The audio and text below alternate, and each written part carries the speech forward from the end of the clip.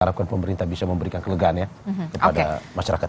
Tapi sebelum sampai ke situ, saudara, kita ke informasi pertama dulu di Sapa Indonesia pagi hari ini. Badan Narkotika Nasional menggerebek rumah di kawasan Johar Baru, Jakarta Pusat pada Selasa malam.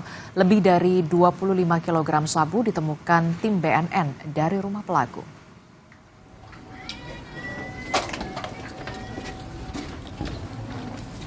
Di rumah yang berada di permukiman padat di Jalan Tanah Tinggi, Kecamatan Johar Baru, Jakarta Pusat, BNN menemukan ada 25 kg narkotika jenis sabu. Dua pelaku ini ditangkap saat hendak mengantar barang tersebut. Kedua pelaku dibawa ke kantor BNN untuk penyelidikan lebih lanjut. Kepala BNN bilang kedua pelaku terlibat dalam jaringan narkotika di Pulau Sumatera.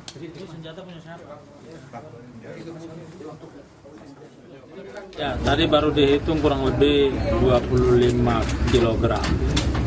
Jadi kalau kita lihat pasarnya per hari ini sampai 1 kilo itu sekitar 2,5 M, artinya ya dikali aja.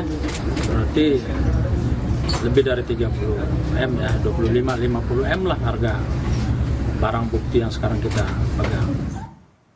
Kita ke informasi selanjutnya, Saudara. TNI Angkatan Laut dan BNN musnahkan 2 ton narkotika jenis kokain dan sabu di kantor Lantamal 4 Kota Batam, Kepulauan Riau. Pemusnahan barang bukti 2 ton kokain dan sabu ini dipimpin oleh Wakil Kepala Staf TNI Angkatan Laut Laksamana Madya Erwin S. Aldedarma dan disaksikan oleh 5 tersangka warga negara Myanmar dan Thailand. Sebelumnya, petugas melakukan tes pengujian sampel kokain dan sabu untuk menyatakan kebenaran barang bukti penyelundupan ini. Pemusnahan 2 ton kokain dan sabu dilakukan dengan cara dibakar menggunakan sebuah alat insenerator.